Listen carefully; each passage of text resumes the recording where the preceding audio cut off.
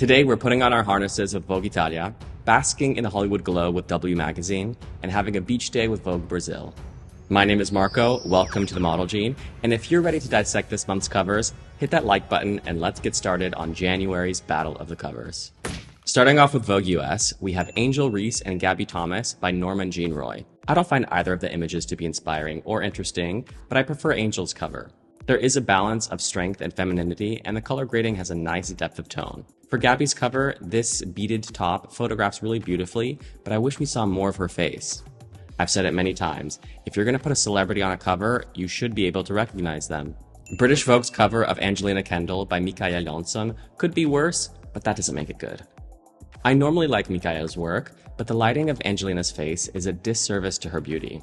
I think a model with a different bone structure could have carried this light, but the weight of her cheekbones and her eye shape aren't best suited for this flat light that is unable to give life to her eyes. The boa cheapens the look and also covers her raised hand, which disturbs the silhouette. It is a lukewarm start to the year for British Vogue. Damiano David is on the cover of Vogue Italia, shot by Stephen Klein, and as much as I loved his work when I was a teenager, this cover shows his decline. Stephen Klein's work used to be imbued with subversion and darkness. This cover and story seem entirely safe and boring. There is no fire in Damiano's eyes. In fact, his brows seem to be drooping, and his cheeky sex appeal is gone.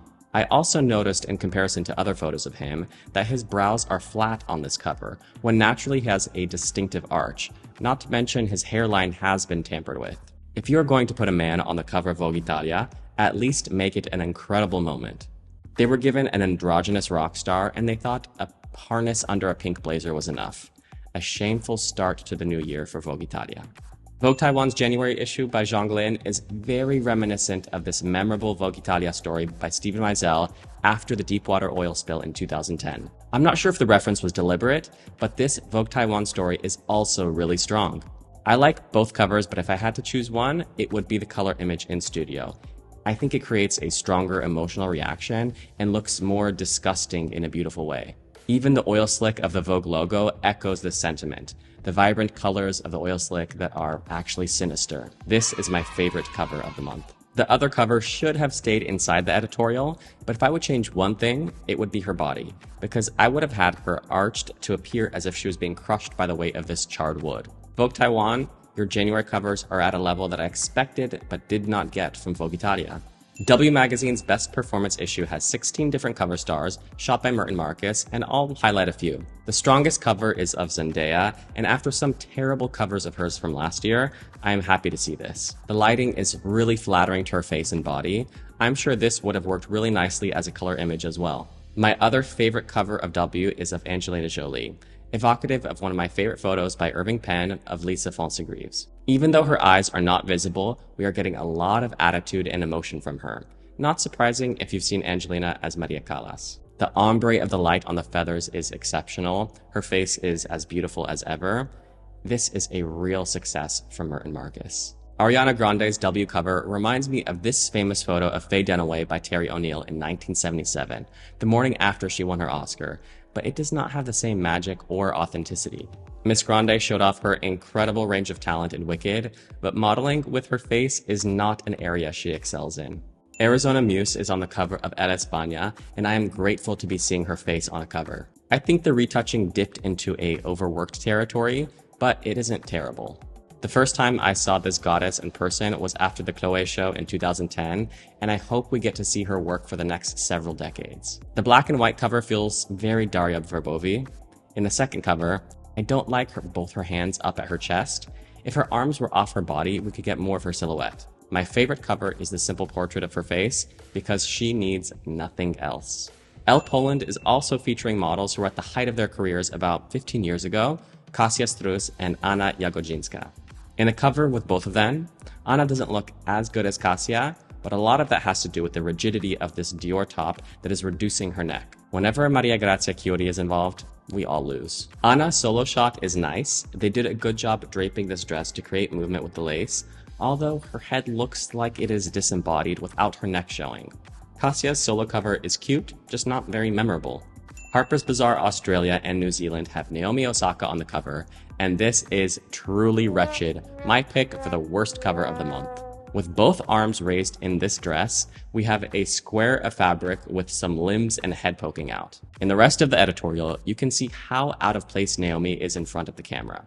Her expressions show the spectrum of medical sedation, before and after counting back from 10. If she is so visibly uncomfortable in these clothes, put her in an environment where she feels at home, and then you can get some real emotion from her. Not every player is going to be comfortable in front of the camera like a Sharapova or Kornikova, so don't force it.